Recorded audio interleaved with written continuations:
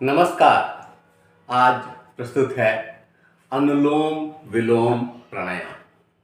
अनुलोम विलोम प्राणायाम एक ऐसा प्राणायाम है जो खाना खाने के बाद भी किया जा सकता है।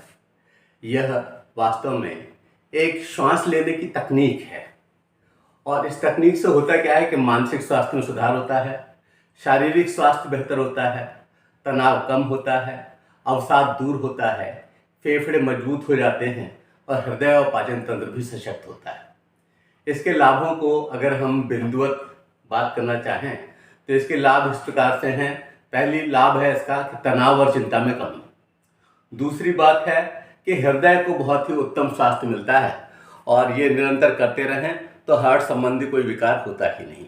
तीसरी बात है कि जो हमारा पाचन तंत्र है, जो हमारे पूरे शरीर के लिए आवश्यक है, पूरे शरीर की चमक के लिए आवश्यक है, वह पाचन तंत्र इससे बेहतर बनता है।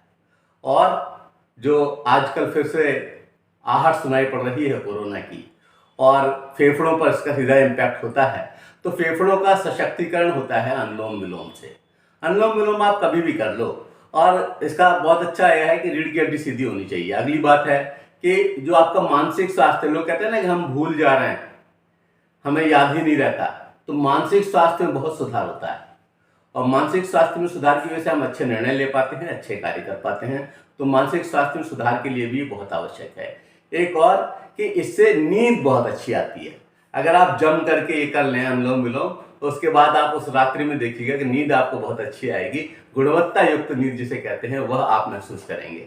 और एक और बात कि श्वसन या ऑक्सीजन लेना हर तरह से फायदेमंद तो है ही, लेकिन अनुलोम विलोम से जो त्वचा में चमक आती है वह चमक स्पेशल ही होती है। ये लगता है कि एक आभा युक्त हो गया है शरीर, कांति युक्त हो गया है, तो त्वचा में सुधार होता है।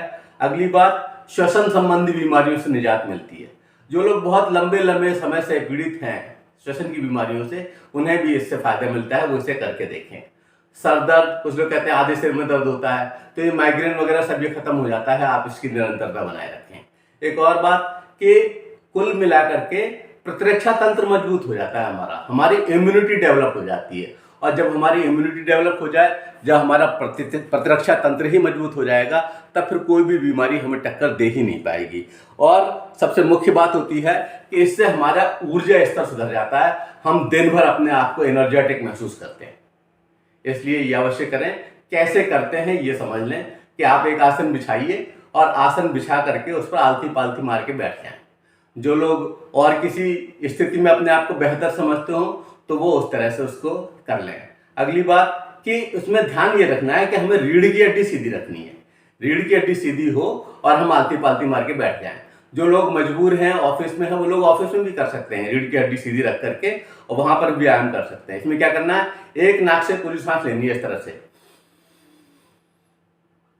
पूरी भर ली, अब दूसरी नाक से इसको छोड़ देना है। इसको ऐसे भी कर सकते हैं, फिर दूसरी से ली,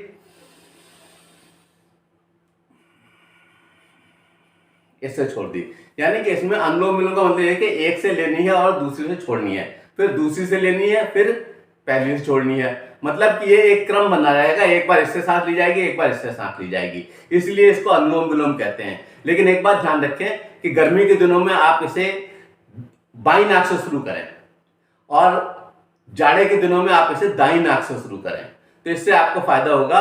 और एक मुख्य बात यह कि आपके मस्तिष्क के जो दोनों गोलार्ध हैं ये विकसित हो जाते हैं और आप इस प्राणायाम को करें, निश्चित रूप से आपको फायदा होगा। बहुत ही सरल, बहुत ही अच्छा प्राणायाम है। धन्यवाद। जय हिंद, जय भारत।